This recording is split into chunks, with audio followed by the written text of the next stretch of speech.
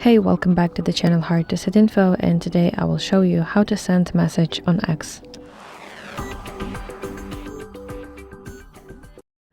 So before we start, I need to mention one important thing, that on X you can only send messages to people who follow you or who have their DMs open to everyone.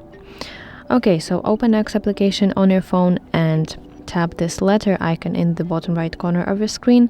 That's your messages section. Now you want to click new message button that usually looks like plus sign in the bottom right. And now you want to search for the person that you want to DM by typing their username. And now from the list that appears on your screen, you have to select specific person, which will redirect you to chat with them. And now in this text box you want to type your message.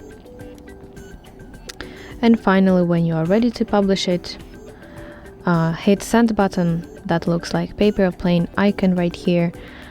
And now you see that the status of my message says sent.